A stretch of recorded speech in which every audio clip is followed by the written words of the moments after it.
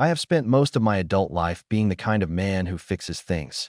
Not just professionally, though I did that too, for 30 years, as a civil engineer who spent his career designing water management systems for municipalities across the Pacific Northwest, but constitutionally. When something broke, I assessed it. When something was unclear, I gathered information until it became clear.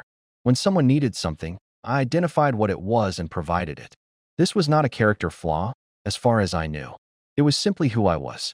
So, when my wife sat across from me at the kitchen table on a Wednesday evening in March and told me she wanted a divorce, the most surprising thing, the thing that surprised me most, in a moment full of surprising things, was that I said nothing at all. Not strategically, not as a calculated response to a crisis. I said nothing because nothing came. The words that should have been there, the questions, the arguments, the instinct to assess and repair, were simply absent. The way a word you've known your whole life can suddenly become meaningless if you stare at it long enough. I sat across from my wife of 29 years and I looked at her and I was, for the first time in recent memory, entirely without a plan. She waited, and then she stood up, quietly, and went upstairs. My name is Robert Callahan. I am 56 years old. I live, or lived, depending on the time frame you're asking about, in a house on the coast of Oregon, near a small town called Harlow Bay, where the Pacific comes in hard against basalt cliffs and the wind off the water carries a salt and kelp smell that I associate, irrevocably, with every important thing that has ever happened to me. I bought the house 20 years ago with my wife Margaret, who had fallen in love with the view from the back porch on the single afternoon we spent touring it before making an offer that was, by our financial standards at the time, uncomfortably aggressive. She had stood on that back porch and looked at the water and said, "Robert, this is the place." And I had looked at the numbers and looked at her face and decided that she was right. Margaret is 54 years old. She spent 20 years as a high school biology teacher. Excellent at it. The kind of teacher whose former students return years later to say that something she taught them changed the way they understood the world.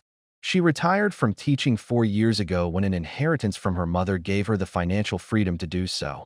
And she had since been engaged in what she described as a period of intentional redirection, volunteering at the Marine Biology Center in town, taking classes in watercolor painting, spending more time with her sister Delia, who lived 90 minutes south and with whom she had always been close in the particular, tidal way of sisters who are temperamentally opposite but deeply loyal. We have 2 children. Our daughter Sophie, 27, is a marine biologist in Monterey, the career that traces its beginning, she has always said, to the tide pools her mother took her to as a child. Our son James, 24, is in his second year of law school in Portland, precise and argumentative in the best possible way, with a jawline that is entirely mine and a quality of moral seriousness that is entirely his mother's. The marriage had been, for the preceding 2 or 3 years, quietly difficult. I am using that word, quietly, deliberately, because the difficulty had not been dramatic. There were no major crises, no visible fractures, nothing that an outside observer would have been able to point to as evidence of a marriage in trouble. What there was, instead, was a gradual accumulation of something I could not name, a quality of distance that had settled between us like the marine fog that rolls in off the Pacific in the early mornings, slowly, without announcement, until you look up and realize the view has entirely disappeared. I had noticed this. I had attributed it to the particular adjustments of a marriage moving into its 3rd decade. The recalibrations that happen when children leave, when careers end or change, when 2 people who have organized their lives around shared purpose find themselves with more individual autonomy than they have had in years and must discover, somewhat belatedly, who they are when not defined by function. I had told myself we were adjusting. The Wednesday evening in March suggested that Margaret's assessment of our adjustment had arrived at a different conclusion. What I did not know, sitting at the kitchen table after she went upstairs, was that her request for a divorce was not the only thing she was hiding, and that my silence, the wordless, involuntary silence of a man emptied of his usual resources, was about to become the most consequential thing I had ever done. Robert's opening self-portrait, the man who fixes things, who assesses, who provides, is the story's central psychological thesis stated in its most benign form.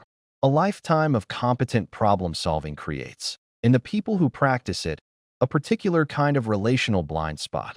The assumption that the skills that work everywhere else will work here too, that the right information gathered and applied with the right precision will repair what is broken. What is deeply revealing about Robert's silence in the face of Margaret's request is precisely that it breaks this pattern. The man who always has a plan has no plan, and rather than this being a failure, it becomes, unexpectedly, the most honest and perhaps most powerful thing he has done in years. The instinct to fix had, in some measure, replaced the capacity to simply be, to receive, to sit with difficulty rather than immediately strategize around it. His silence is the first genuinely unmanaged response Margaret has encountered from him, possibly in a very long time. The opening also establishes the marriage's emotional climate with precision, not dramatic failure, but quiet difficulty. The fog metaphor capturing exactly the insidious nature of gradual relational erosion. The house chosen on Margaret's instinct. This is the place, Robert weighing the numbers and then trusting her, is an early portrait of their dynamic. Her intuition, his calculation, and the moments when the calculation chose to yield. That this dynamic persists through the marriage and eventually becomes a source of the very disconnection that drives Margaret's request is the story's underlying structural irony. The weeks preceding that Wednesday had been, on the surface, unremarkable.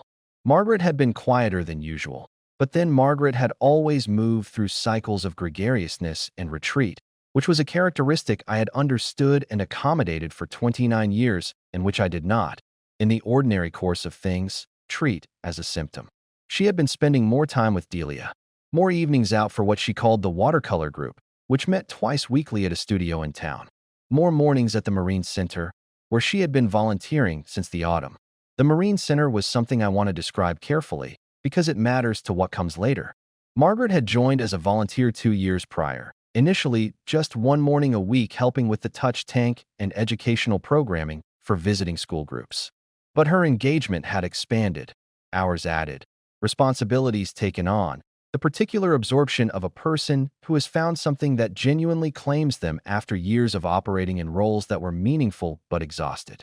She spoke about the work with a specificity and animation that I found, honestly, wonderful, a return of something I had missed without fully identifying the missing.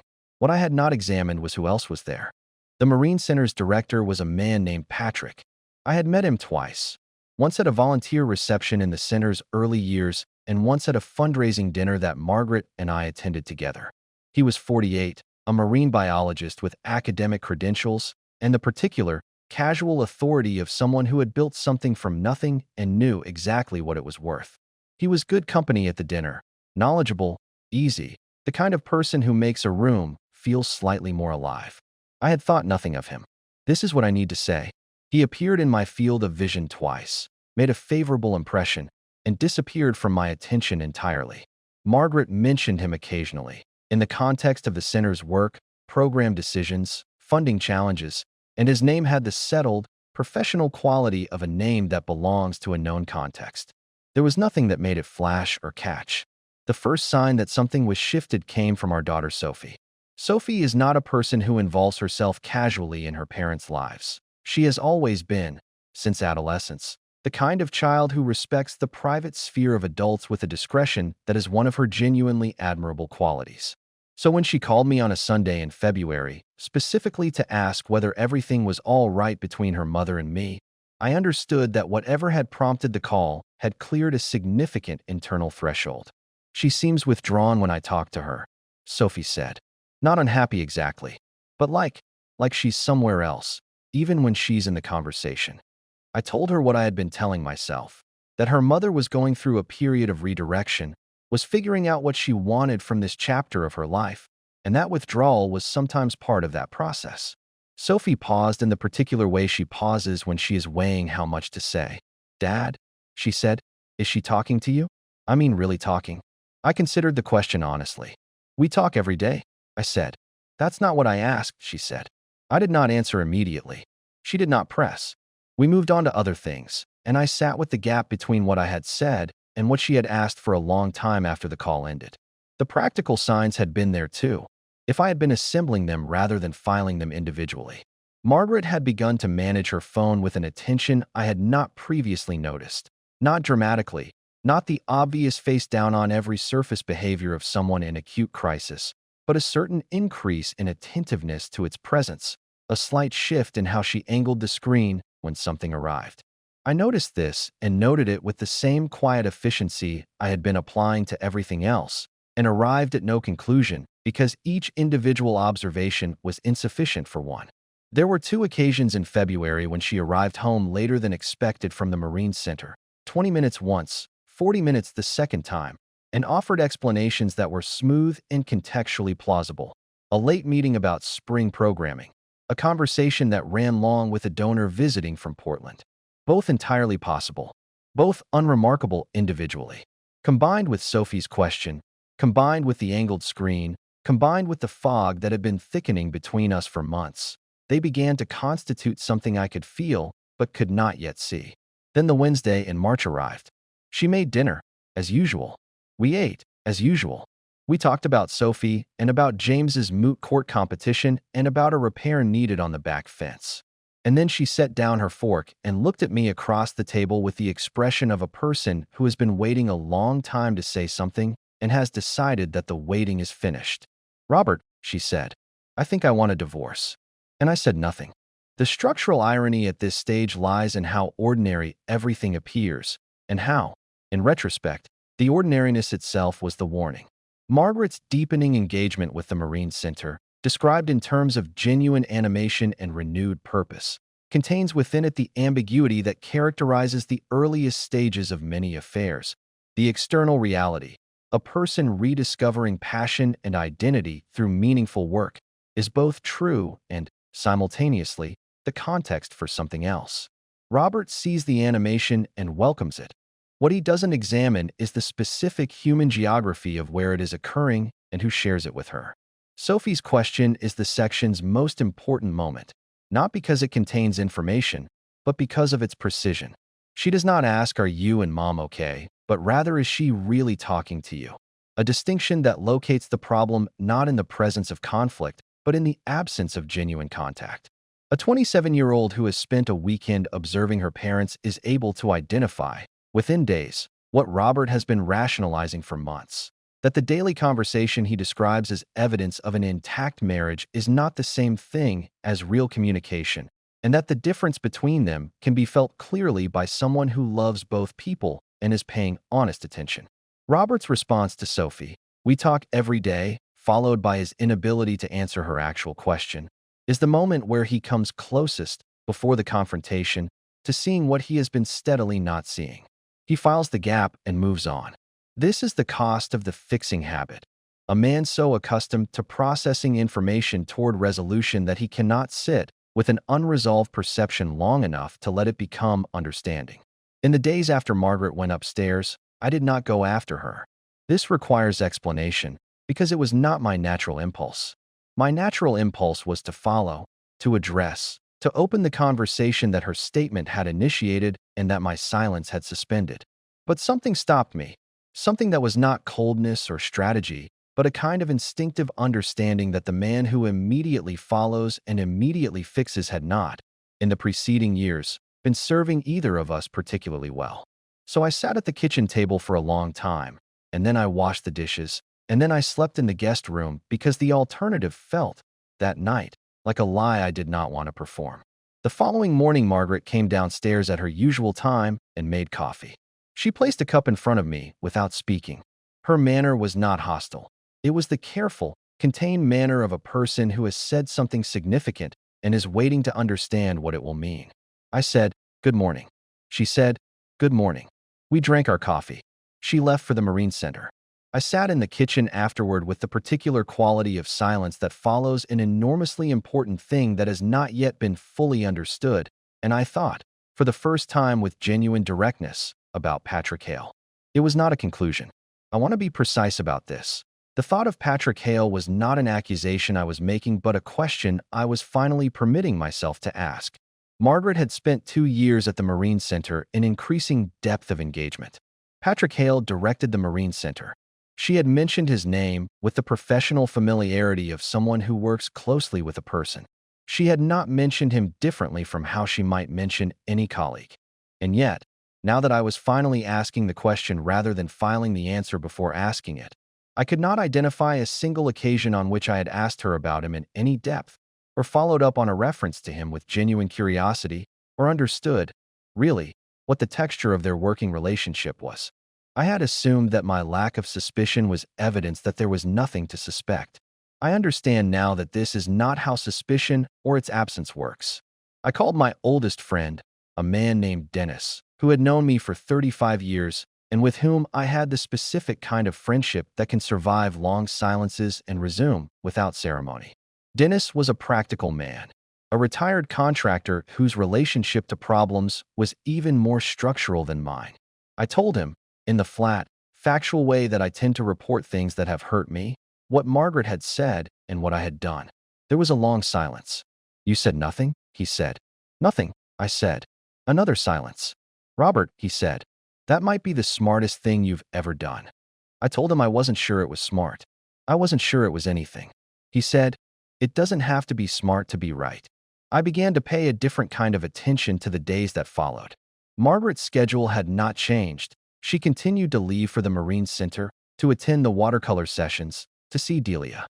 But the household between us had changed quality in a way I can only describe as the difference between a room where sound moves normally and a room where something has been introduced that alters the acoustic. Everything was the same and nothing was the same. 3 days after her statement, she knocked on the frame of the study door. I was at the desk, reviewing some consulting materials, and said, "Can we talk?" "Of course," I said, and turned in my chair to face her. She stood in the doorway. She looked, and I noted this with a precision I had been sharpening for 3 days, slightly less composed than she had been on the Wednesday evening. Not distressed exactly, but searching, as if she had arrived at the conversation expecting to find it where she had left it, and was uncertain how to proceed now that it had not stayed where she'd put it. "I want to explain," she said. "I'm listening," I said. She came in and sat, and what she said was not what I expected. She said she had not been sleeping well for months. She said she had been feeling, for a long time, that she had disappeared from our marriage.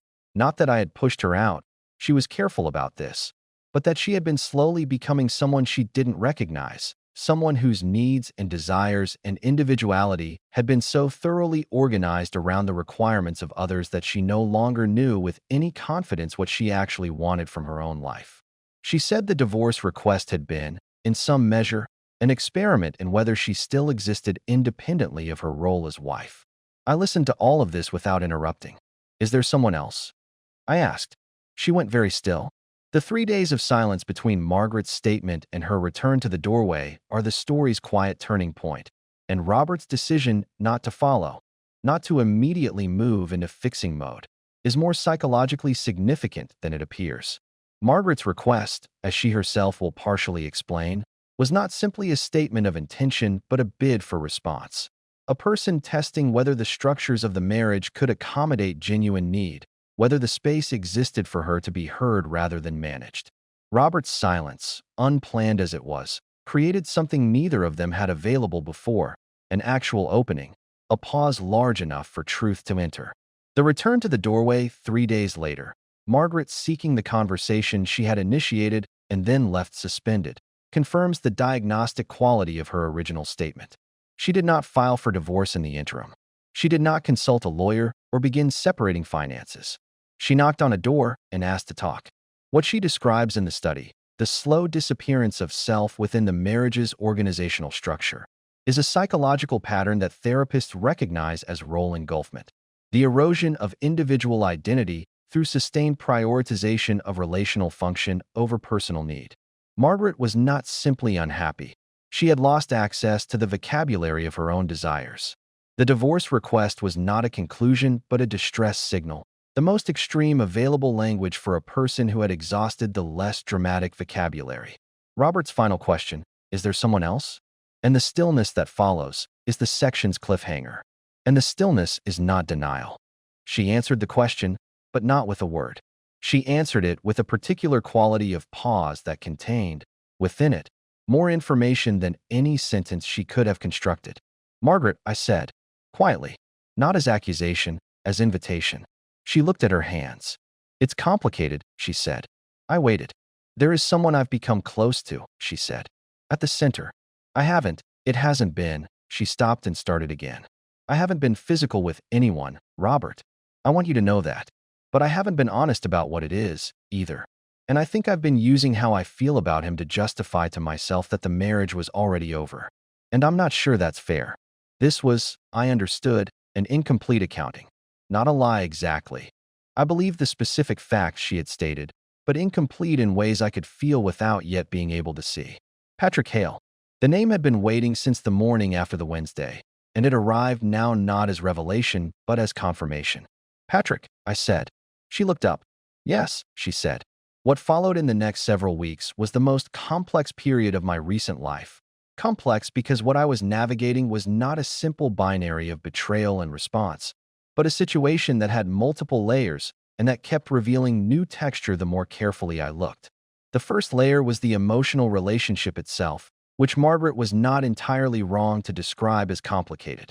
Over the following days, in the conversations we began to have with a rawness that had been entirely absent from our previous years, she described its evolution.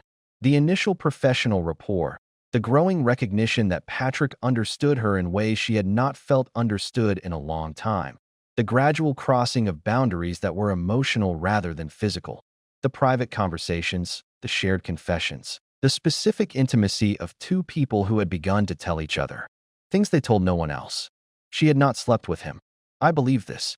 But she had, in every other sense, been unfaithful, not with her body but with the parts of herself that should have been ours, the unguarded thoughts, the real fears, the specific, private version of herself that a marriage is supposed to hold.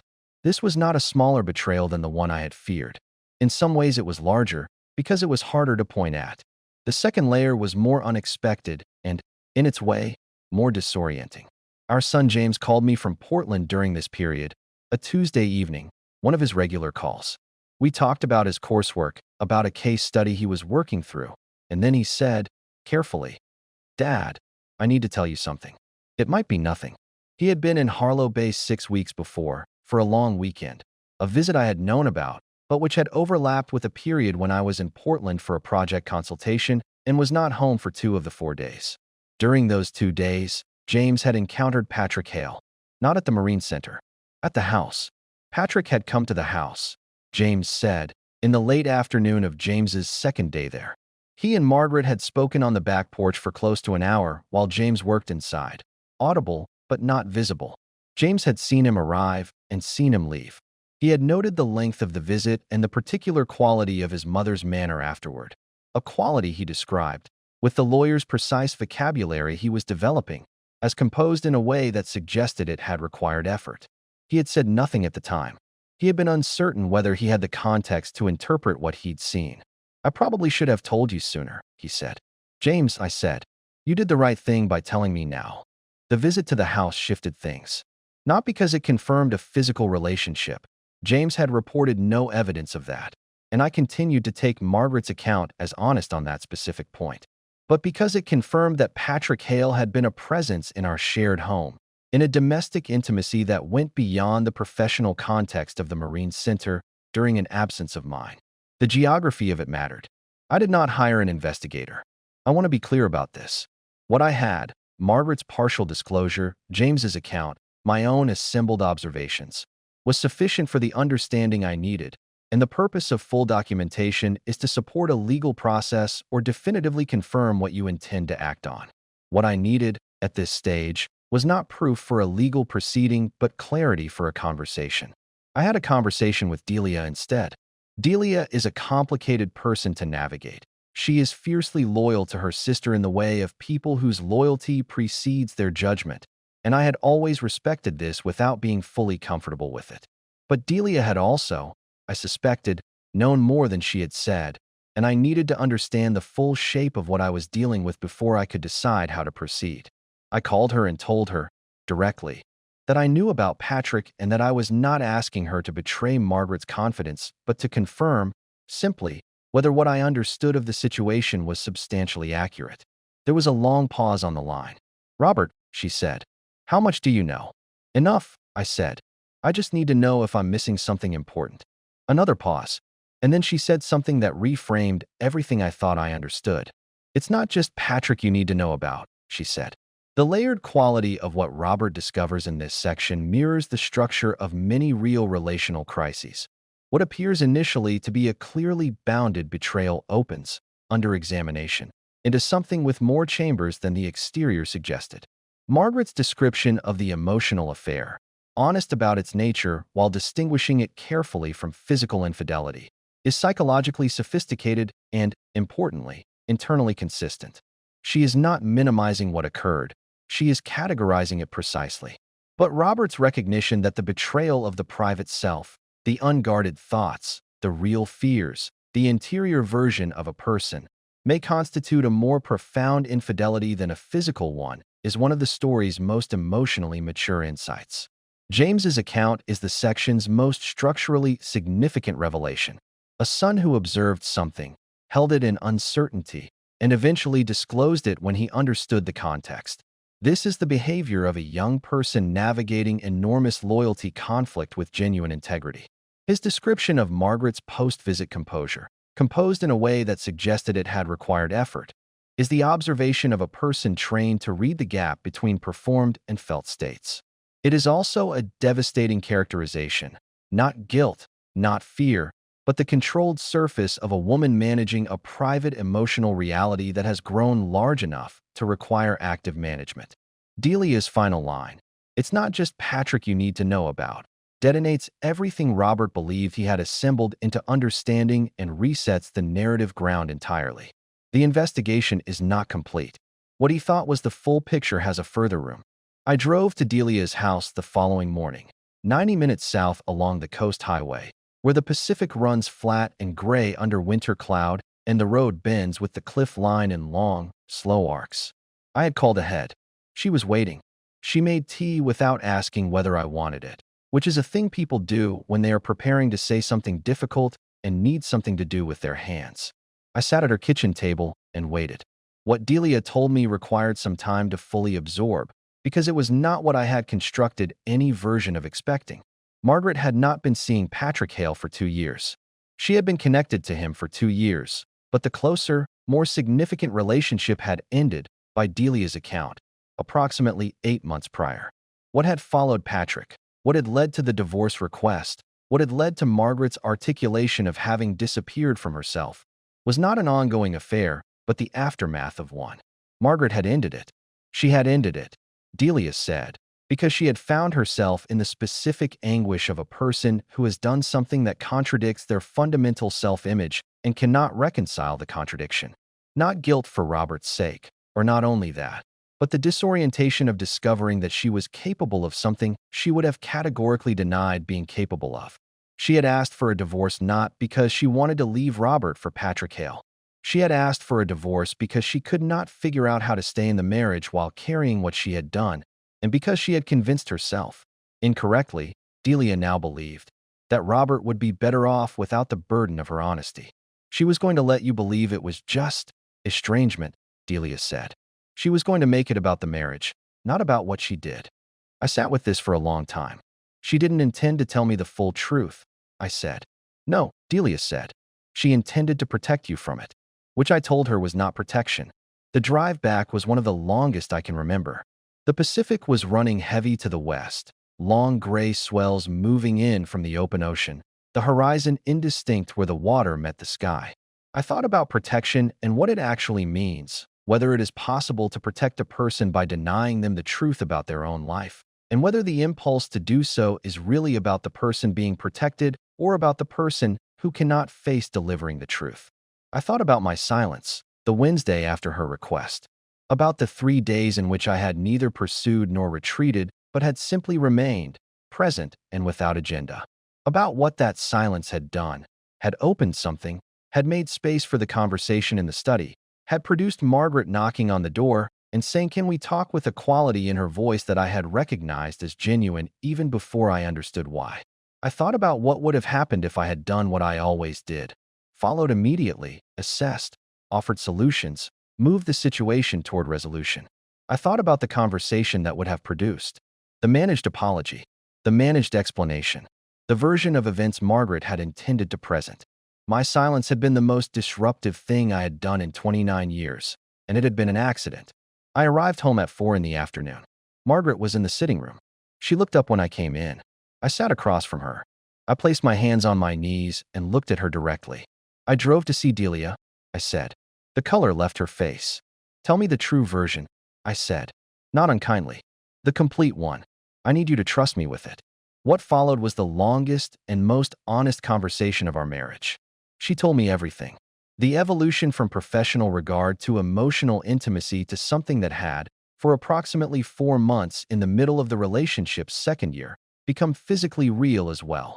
The ending, her ending of it, genuinely, 8 months before the Wednesday, driven by the specific crisis of self-recognition that Delia had described.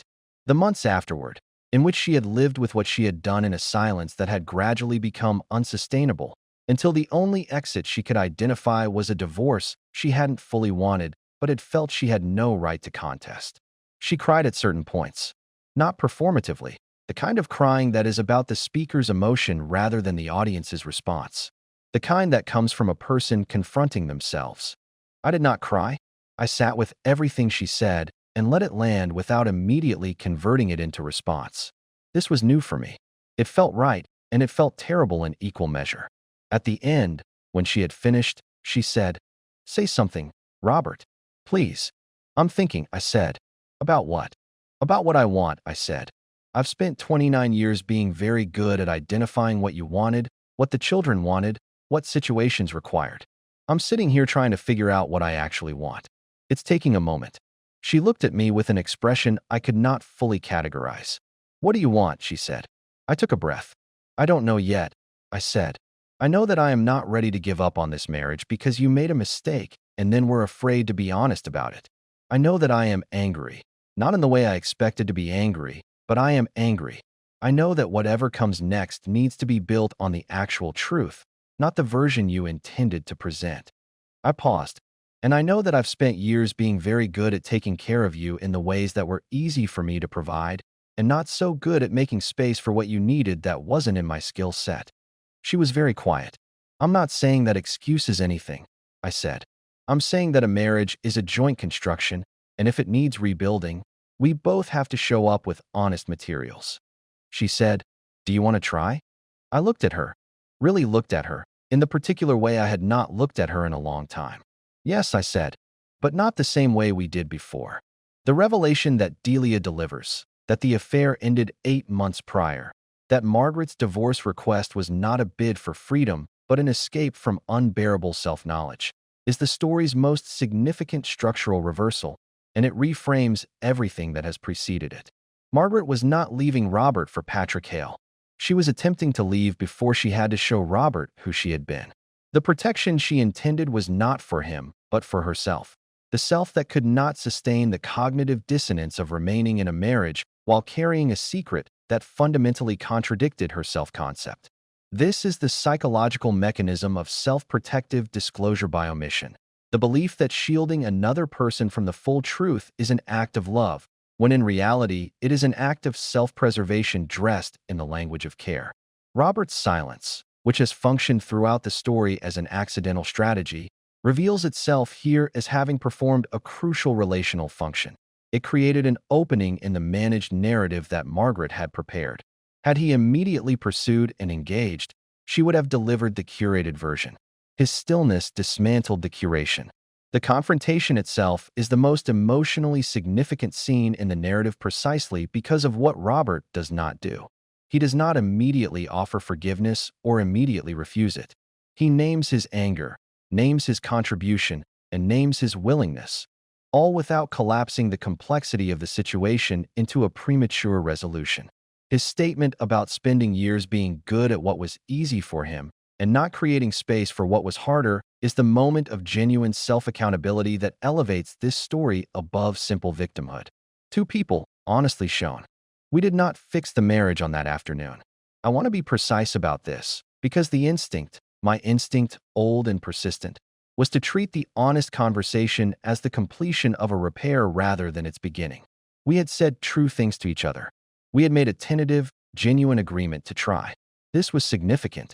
It was not sufficient.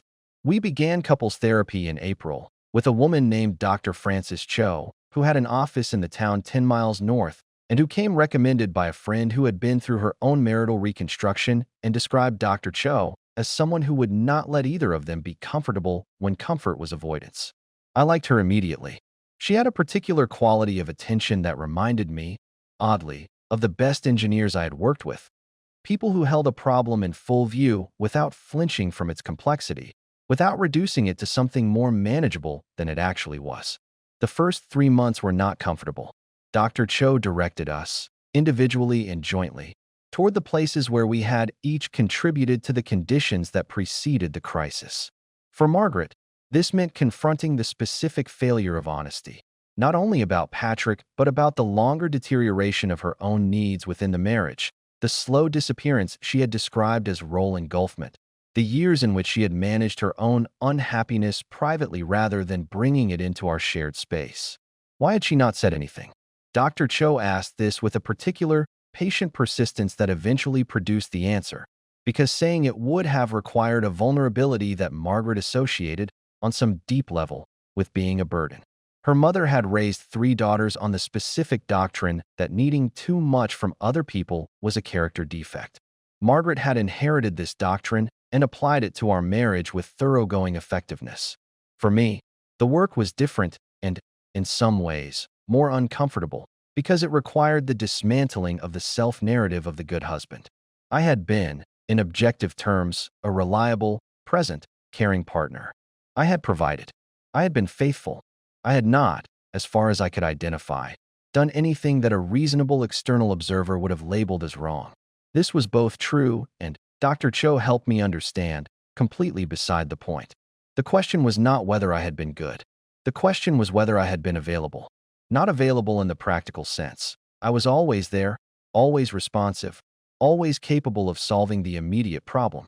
Available in the deeper sense, present to the specific, unmanaged reality of my wife's inner life.